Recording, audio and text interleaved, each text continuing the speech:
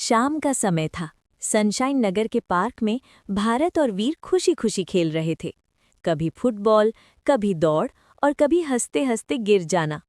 थोड़ी देर बाद वीर हाफते हुए बोला, भारत, अब थक गए, चल घर चलते हैं। भारत मुस्कुराया, हाँ, माँ भी खाने के लिए बुला रही होंगी। पड़ोसी घर। भारत और वीर दोनों पड़ोसी थे। उनके घर एक दूसरे के बिल्कुल पास थे। दोनों अपने अपने घरों में चले गए।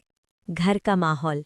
भारत के घर में माँ रसोई में खाना बना रही थी, पापा बाहर गाड़ी साफ कर रहे थे और दादाजी टीवी देख रहे थे। उधर वीर के घर में भी लगभग वही माहौल था। थोड़ी देर में भारत अपने दादाजी के पास टीवी देखने बैठ गया और वीर भी अपने दादाजी के पास बैठ गया। टीवी पर डरावनी खबर। अचानक टीवी पर ब्रेकिंग न्यूज़ आई। न्यूज़ एंकर बोली, सनशाइन नगर के पास की एक छोटी बच्ची आज दोपहर से लापता है। टीवी पर बच्ची की फोटो आई। भारत और वीर चौंक गए। वीर बोला, भारत, ये तो वही लड़की है।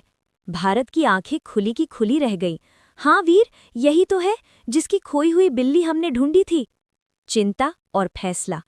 भारत और वीर तुरंत बाहर दौड़े। वीर बोला, भारत, वो लड़की किडनैप हो गई है। भारत बोला, हाँ वीर, और उसका घर तो हमारे गांव के पार्क के पास ही है। वीर बोला, चलो जल्दी उसके घर चलते हैं। बच्ची का घर। जब दोनों उस लड़की के घर पहुंचे तो माहौल बहुत दुखी था।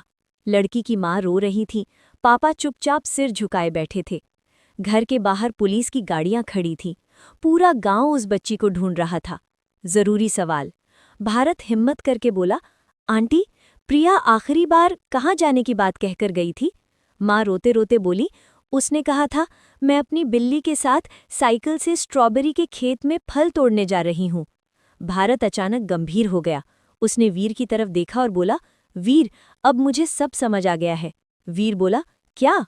भारत बोला, जो भी हुआ है उसका पता स्ट्रॉबेरी के खेत में ही चलेगा। गुस्सा और हिम्मत। भारत और वीर के चेहरे पर अब डर नहीं, हिम्मत और थोड़ा गुस्सा था।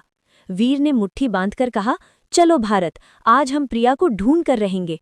भारत बोला, हाँ, वो खेत गांव से थोड़ा बाहर है, पर हमें जाना ही होगा। कहानी यहीं रुकी। भारत और वीर तेज कदमों से स्ट्रॉबेरी के खेत की ओर बढ़ गए। क्या उन्हें वहां प्रिया मिलेगी? क्या सच सामने आएगा? ये जानने के लिए देखिए कल की कहानी।